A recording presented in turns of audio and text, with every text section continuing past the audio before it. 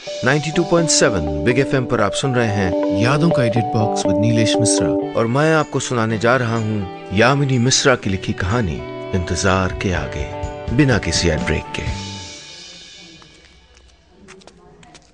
दरवाजा बंद हुए 4 घंटे हो चुके थे। कभी कोई नर्स अंदर जाती हुई दिख रही थी और कभी कोई कंपाउंडर। मैं तो सिर्फ डॉक्टर रजनी माथुर का इंतजार कर रहा था, जो मेरी नन्ही परी के आने की तैयारी कर रही थी। मुझे पता था कि अगर फिजा को अभी भी पता चल जाएगा कि मैं अपनी लाडली का इंतजार कर रहा हूं, तो वो फिर मुझसे झगड़ पड़ेगी। आखिर मुझसे शर्त लगा के अंदर जो गई थी कि कृति नहीं, कबीर के साथ वापस आऊंगी। वो जंग जो पिछले 9 महीनों से चल रही थी, ये उसका आखिरी दिन था। मैं बहुत नर्वस था। इतना नर्वस तो मैं आईआईटी के पहले दिन या पहली नौकरी या अपनी शादी वाले दिन भी नहीं हुआ था। घबराहट में हालत खराब हो रही थी। वो फूल पत्ते बनी पिंक दीवार को देख देख के मेरी घबराहट और बढ़ती जा रही थी। हाथ में स्टील का टिफिन बॉक्स था, जिसको मैं टेंशन में सिक्के से बजा बजा के आवाज कर रहा था। पैर तो हिलना बंद ही नहीं हो रहे थे। शुक्र है इतनी देर में अर्पित आ गया। अर्पित, मेरा सबसे जिगरी दोस्त। हम दोनों साथ ही पले बड़े और अब एक ही शहर में काम करते थे। बड़े बड़े शहरों में दोस्त रिश्तेदारों से ज्यादा बढ़कर होते हैं। अर्पित को शायद दोस्त कहना हमारे रिश्ते की बेइज्जती होगी। वो मेरे भाई से बढ़कर है, और कभी कभी मेरे माँ और पिता का भी किरदार निभाता है वो। आखिर माँ पापा, एक्चुअली माँ से ज्यादा पापा, मुझसे पिछले 6 सालों से नाराज थे। उनकी मर्जी के खिलाफ मैंने शादी जो की थी। नाराजगी तो जायज थी, पर आज मुझे माँ पापा की बहुत कमी खल रही थी। अगर माँ यहाँ होती तो शायद 100 बार हनुमान चालीसा पढ़ चुकी होती, और पापा 1000 बार कॉरिडोर में चक्कर मार मार के हर आती जाती नर्स से फिजा के बारे में पूछ चुके होते। मैंने लंबी सांस लेके अर्पित से कहा, यार क्या हमारी इतनी बड़ी गलती थी? क्या हो गया पापा को? जस्ट इमेजिन, आज के दिन भी माँ पापा नहीं है यहाँ पे। इसका क्या मतलब समझूं? माँ पापा को फिजा की प्रेगनेंसी के बारे में पिछले 7 महीनों से पता है। क्या पापा को माँ को यहाँ भेजना नहीं चाहिए था? तुझे याद है आखिरी बार जब माँ से मिला था, जब उनको पैर में फ्रैक्चर हुआ था, तो मैं और फिजा अगली फ्लाइट लेके याद शहर पहुंचे थे, और पापा ने माँ को हमसे बात तक नहीं करने दी थी। आखिर कब तक चलेगा यार ये? अर्पित ने कहा, यार आज के दिन अपना मूड खराब मत कर। मैंने खुद को समझाने की कोशिश की कि मेरी खुशी जिनके लिए महत्वपूर्ण है, वो सब तो मेरे साथ हैं, पर मन नहीं मानता था। फिजा को ही हमेशा एक परफेक्ट लव स्टोरी चाहिए थी, जहां माँ पापा बच्चे और ढेर सारी खुशियां हों। असली जिंदगी में ऐसा थोड़े होता है। मेरा ध्यान फिर से कॉरिडोर के छोर के पार उस दरवाजे की ओर गया। पता नहीं और कितनी देर लगनी थी। कृति को पता है कि उसके मम्मी पापा कितना इंतजार कर रहे हैं, तो कुछ तो नखरे दिखाएगी, फुटेज खाएगी, फिर आएगी। इतनी देर में मैंने एक नर्स को अपनी तरफ आते हुए देखा। मेरा दिल इतनी जोर से धड़कने लगा जैसे फट के बाहर आ जाएगा। नर्स पास आई और बोली, मिस्टर सिन्हा, गुड न्यूज। मैंने घबराहट से कांपते हुए कहा, कृति या कबीर? सिस्टर ने जोर से हंसते हुए कहा, कृति। आप सुन रहे हैं यादों का edit box with Nilesh Mishra, सिर्फ 92.7 बिग एफएम पे। गुड न्यूज सुनते ही मैं अर्पित को गोद में उठा के खुशी में नाचने लगा। नर्स से मैंने पूछा, क्या मैं अपनी बेटी और वाइफ से मिल सकता हूं? उन्होंने बताया कि अभी फिजा को आने में कुछ वक्त था। मैं तो जैसे कुछ करने की हालत में ही नहीं था। अर्पित ही सब जगह फोन कर करके बताया जा रहा था। जैसे मुझको पता चला कि फिजा को कमरे में ले आए हैं, मैं भाग के गया। फिजा को एक गुलाबी कमरे में रखा गया था। दरवाजे पे गुलाबी रंग के गुब्बारे लगाए थे और एक बड़ा सा कार्ड लगा था, कंग्रेचुलेशंस ऋषभ एंड फिजा। मैं दरवाजा खोल के फिजा को देखता रहा। उसने मुझे गले लगाने के लिए बाहें फैला दी। हम दोनों के खुशी के आंसू रुक ही नहीं रहे थे। मैंने फिजा से कहा था ना, कृति ही आएगी। Better luck next time. Fiza ने कहा, इतनी मुश्किल से तो आई है, थोड़ी सांस तो लेने दो। सचमुच बहुत मुश्किल से आई थी कृति। फिजा और मुझको 3 साल हो गए थे कंसीव करने के लिए ट्राई करते करते। ऐसा कौन सा डॉक्टर नहीं था जिसको हमने कंसल्ट नहीं किया, कौन सा मंदिर था जहां हमने हाथ नहीं जोड़े, पर कहीं से कोई उम्मीद नहीं दिख रही थी। फिजा एक तरफ बिखर रही थी और दूसरी तरफ हमारे कुछ रिश्तेदार इतने इनसेंसिटिव, इतने संवेदनहीन थे कि किसी न किसी बहाने उसको ये बात याद दिला ही देते थे। मुश्किल वक्त था, पर मुझको भगवान ने पता नहीं कैसे इतनी शक्ति दे दी थी कि मेरा सिर्फ एक ही मकसद रह गया था, फिजा को खुश रखना। मैं किसी भी हालत में फिजा को ऐसे बिखरते नहीं देख सकता था। एक दिन मैं दफ्तर से लौटा तो फिजा की तबीयत खराब हो रही थी। हमें इमरजेंसी में कॉलोनी के लोकल जनरल फिजिशियन के पास ही जाना पड़ा। चेकअप के बाद डॉक्टर ने फिजा से कहा, कंग्रेचुलेशंस, यू आर प्रेग्नेंट। यकीन नहीं आ रहा था हम दोनों को, कैसे ये करिश्मा हो गया जिसकी हमने उम्मीद लगभग छोड़ ही दी थी। एक सपने की तरह बीता था वो पल, वो दिन, वो हफ्ता। ऋषभ, कृति। अर्पित ने मेरी पीठ थपथपाई तो मुझको होश आया। सामने नर्स की गोद में से एक परी झांक रही थी। इतनी छोटी थी कृति कि मुझको उसको उठाने में भी डर लग रहा था। नर्स ने उसको फिजा के हाथ में दे दिया। हम दोनों अगले कुछ मिनट तो उसकी तरफ देख देख के हंसते रहे। उसकी फिजा की तरह बड़ी बड़ी आंखें थीं, लाल गाल, उसकी छोटी छोटी उंगलियां जो उसने मुंह में डाली हुई थीं। मैंने उसके पैर को चूमा और कहा, welcome to the mad house. थोड़ी देर में सचमुच मैड हाउस आ गया। हमारे सारे रिश्तेदार, दोस्त, कॉलीग्स उस कमरे में भर गए। मुझको, फिजा को, कृति को सब अपने अपने कैमरे में कैद कर रहे थे। फिजा तो सबसे बहुत नाराज थी क्योंकि वो उस दिन परफेक्ट नहीं दिख रही थी। शोर कम करने के लिए नर्स 1000 बार टोक के चली गई थी। फिजा को इतना खुश तो मैंने कितने सालों में नहीं देखा था। उसने मेरी तरफ देखा और बोली, अम्मी और अब्बा आज हमको ऊपर से देख के कितना खुश होंगे। अब्बा की नातिन बिल्कुल उनकी तरह दिखती है। ऋषु, आज मेरी आधी लव स्टोरी तो कंप्लीट है, बस अब एक ही कमी है। आप सुन रहे हैं यादों का edit box with Nilesh Mishra, सिर्फ 92.7 बिग एफएम पे।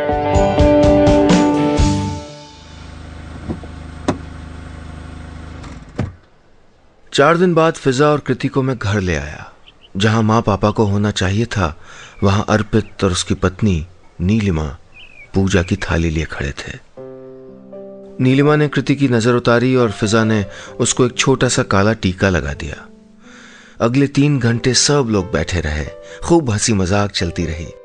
कृति बार बार अपने हाथ का अंगूठा पकड़ के मुंह में डाल रही थी और हम चारों उसको देख के खूब हंस रहे थे। बगल वाली बिल्डिंग की सिन्हा आंटी हमसे मिलने, हालचाल पूछने आई थी। वो खुद ही जाके रसोई में सबके लिए चाय बनाने लगी और बार बार चाय पत्ती, चीनी और दूध कहाँ रखा है पूछती जा रही थी। अंधेरा हो चला था। कुछ रूटीन हिदायतों के बाद अर्पित और उसकी पत्नी चले गए। थोड़ी देर में आंटी भी जाने लगी तो मैं उनको छोड़ने बाहर तक आया। वो बोली, बेटा मम्मी नहीं आई अब तक? मैंने झेपते हुए कहा, अब बेबी थोड़ा जल्दी हो गई ना, ट्रेन के टिकट नहीं मिल रहे। अच्छा, तो तुम फ्लाइट के टिकट भेज दो ना, वो जरूर आने के लिए बेचैन हो रही होंगी।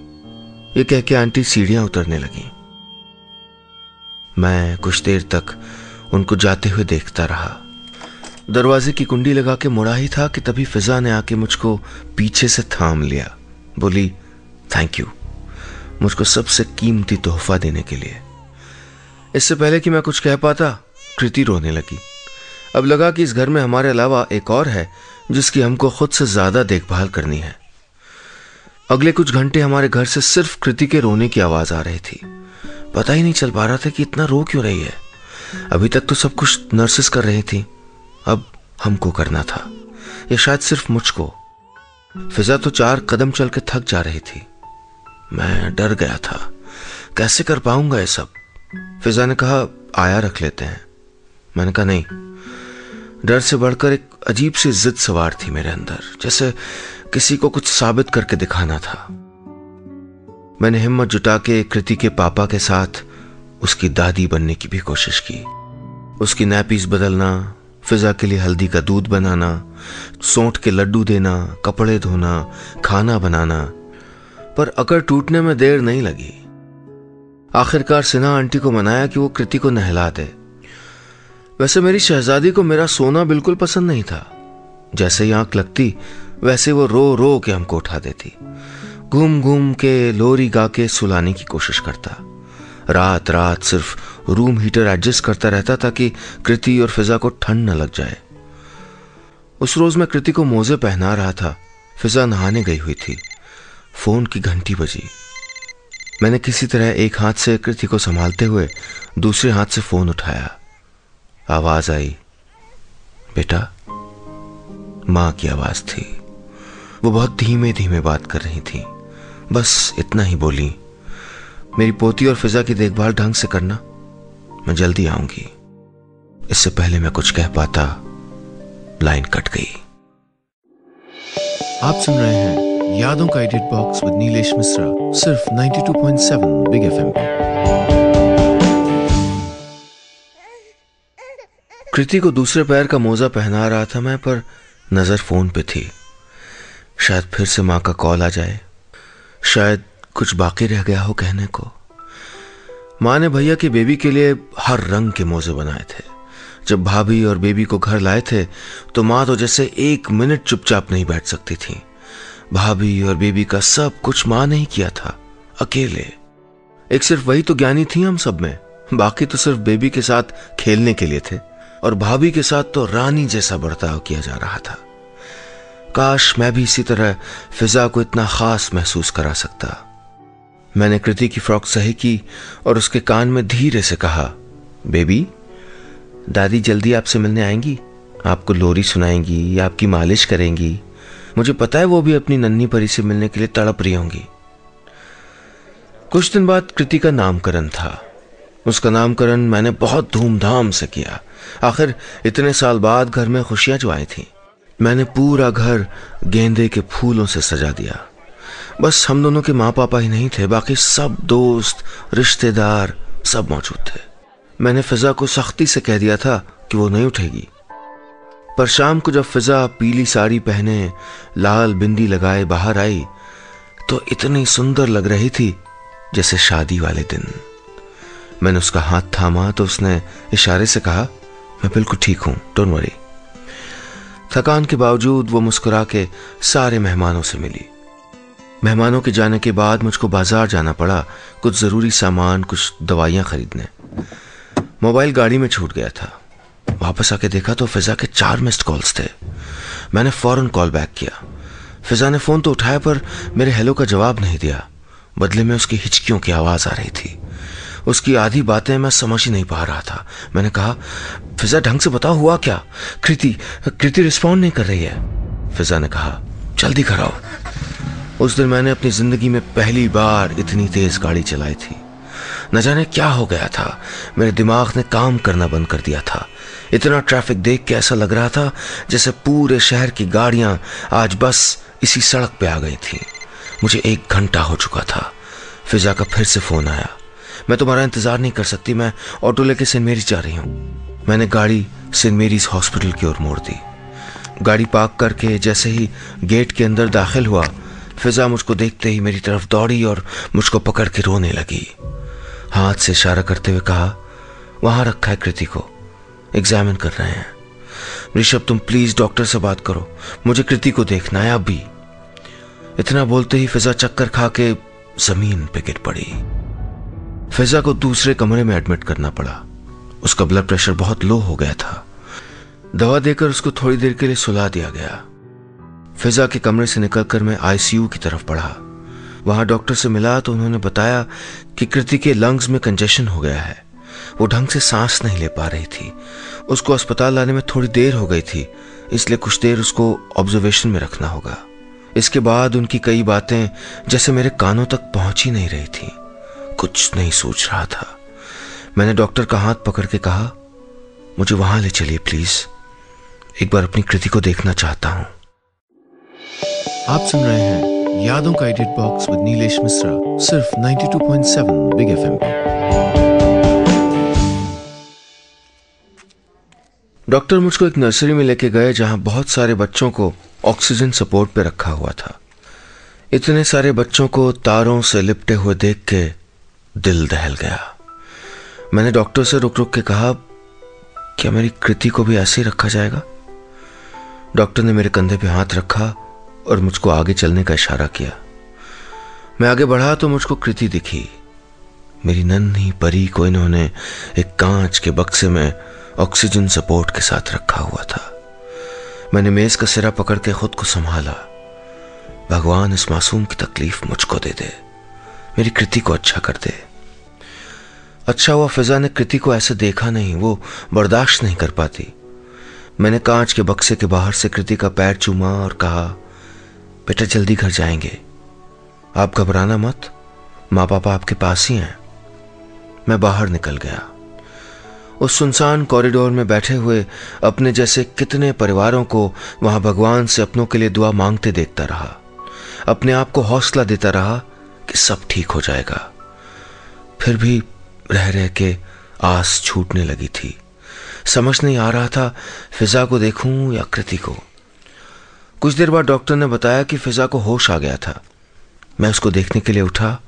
उसके कमरे में घुसा तो दरवाजे की तरफ पीठ किए कोई औरत फिजा से बातें कर रही थी। मेरे कदमों की आहट सुन के वो दरवाजे की ओर मुड़ी। वो मां थी।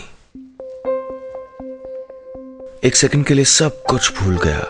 मैं जाके जोर से उनके गले लग गया। हम दोनों के आंसू थम ही नहीं रहे थे। मैंने मां से कहा, तू अब आई है? अब तक याद नहीं आई मेरी? इतनी नाराज थी मुझसे। मां ने मेरा माथा चूमते हुए कहा, फिजा से कह दे कि दादी के ऊपर चिल्लाना अच्छा नहीं होता। मैं आ गई हूं ना, अब सब ठीक हो जाएगा। फिजा के चेहरे पे फीकी सी हंसी थी। मेरे दिल ने भी हामी भरी। मां आ गई है ना, अब सब ठीक हो जाएगा। सच ही कहा है, जहां भगवान खुद नहीं आ सकते वहां अपने रूप में मां को भेज देते हैं। कॉरिडोर में दूर से मैंने पापा को अर्पित के साथ आते हुए देखा। यह काम सिर्फ अर्पित ही कर सकता था। बिना बोले मेरे दिल की सारी बातें जान लेता था। उसे पता था कि इस वक्त मुझे सबसे ज्यादा मां पापा की ही जरूरत थी। मैंने और पापा ने एक दूसरे की तरफ देखा। मैं उनसे मिलने के लिए आगे तो बढ़ा, पर जैसे कदम रुक गए। मैं बिना कुछ कहे बाईं तरफ डॉक्टर के कैबिन में घुस गया। शायद आज भी मैं पापा से उतना ही नाराज था। एक बार उनकी बात नहीं मानी तो उन्होंने बात करनी बंद कर दी, रिश्ता तोड़ दिया। मैं भी वापस नहीं गया। फिजा के साथ याद शहर छोड़ के मुंबई सेटल हो गया था और आज भी वो चुप्पी टूट नहीं पाई थी। खैर, डॉक्टरों ने बताया कि कृति अब कुछ ठीक थी, पर कुछ वक्त तक उसको अस्पताल में ही रखना पड़ेगा। हम लोग बारी बारी से उसकी देखभाल के लिए अस्पताल में रुकने लगे। इस बीच पापा से एक आध बार बीच में बातचीत हो गई थी, पर तकल्लुफ भरी, फॉर्मल काम की बातचीत बस। अगले 1 महीने में कृति की हालत काफी सुधर चुकी थी। डिस्चार्ज की तारीख आ गई थी। उस दिन दोपहर को हम कृति को लेकर घर पहुंचे। काफी दिनों बाद घर पे तसल्ली का माहौल था। शाम की चाय बन चुकी थी। पापा इवनिंग वॉक से थोड़ा देर से लौटे। वो अगले दिन की याद शहर की 2 टिकट करवा के आए थे।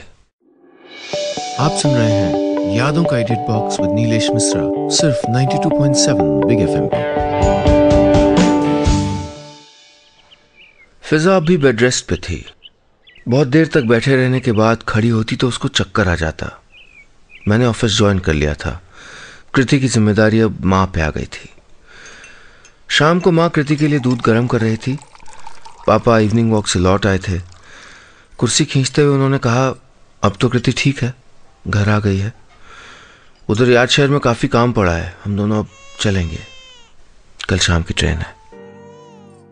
ला, भूख लगी होगी उसको। फीडिंग बॉटल तैयार करते हुए माँ ने मुझसे कहा। माँ ने कृति को गोद में ले लिया और फिर पापा की तरफ मुड़ के आराम से बोली, जब तक फिजा पूरी तरह ठीक नहीं हो जाती मुझको यहीं रहना होगा। आप चले जाइए, ऋषु मुझे कुछ दिनों बाद याद शहर छोड़ आएगा। हम सब की नजरें माँ पे थीं, पर वो तो अपनी पोती के साथ बिजी थी। पापा ने कुछ जवाब नहीं दिया। माँ का ये रूप शायद उनके लिए नया था।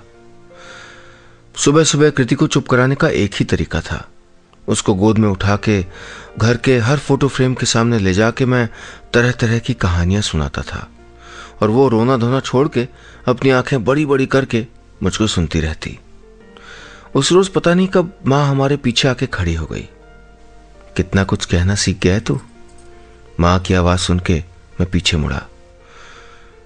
तेरे पापा ने दोनों टिकट कैंसिल करवा दिए हैं, उन्होंने हंसते हुए धीरे से कहा। उस दिन कृति को माँ के पास छोड़कर दोपहर को फिजा और मैं किसी काम से बैंक तक गए थे। रास्ते भर ज्यादा बात नहीं हुई। पापा के बर्ताव से उसे ठेस तो पहुंचती होगी। उसका चुपचाप रहना मुझको खल रहा था। वापसी में मैंने उससे कहा, फिजा मुझको पता है तुमने कोशिश की थी पापा से बात करने की। पापा जिद्दी हैं, नहीं समझेंगे, तुम प्लीज अपना मूड मत ऑफ करो। उसने कहा, तुम भी कम जिद्दी नहीं हो। गाड़ी पार्क करके हम दरवाजे की तरफ बढ़े। अचानक फिजा ने श्श कह के मुझको चुप रहने का इशारा किया। दरवाजे की दरार में से हमने देखा पापा कृति के साथ खेल रहे थे। जाने कब उसके लिए ढेर सारे खिलौने भी ले आए थे। मैंने पापा को कभी ऐसे नहीं देखा था। हमें इतना ताज्जुब हुआ कि वो खुद एक छोटे बच्चे की तरह हो गए थे। हम दोनों दरवाजे के पीछे से ये सब देख के हंसते रहे। पापा ने भी हमको नोटिस कर लिया, पर उन्होंने अपने आप को रोका नहीं। शायद वो उनका तरीका था ये जताने का कि कृति उनके लिए सबसे महत्वपूर्ण थी। पापा को हमेशा समझ पाना थोड़ा मुश्किल था। वो जो शब्दों से नहीं कह पाते थे, वो चाहते थे कि लोग अपने आप समझ जाएं। फिजा पापा के पास गई और बोली, पापा आप मेरे लिए तो कुछ नहीं लाए। पापा ने कहा, लाया ना बेटा। उन्होंने अपनी जेब में हाथ डाला, उसमें से एक सिंदूर की डिबिया निकाली। उन्होंने उसको फिजा की हथेली पे रखते हुए कहा, बेटा बीती बातें भुला के नई शुरुआत करते हैं। फिजा ने माँ और पापा के पैर छुए और माँ से लिपट गई। पापा मेरे पास आए और बोले, तेरी माँ सही कहती है, मेरे पे गया तू, जिद्दी अकड़ू। ठीक है, गलती मेरी थी, मेरा गुस्सा नाजायज था, पर तू मुझे कन्विंस नहीं कर सकता था, मना नहीं सकता था। क्या जवाब देता मैं? शायद पापा को जवाब चाहिए भी नहीं था। उन्होंने मुझको गले लगा लिया। माँ पीछे खड़ी मुस्कुरा रही थी। मेरे अंदर जैसे कुछ पूरा हो रहा था। फोन चार्ज करने का बहाना करके मैं अंदर गया। फिजा पीछे पीछे आ गई।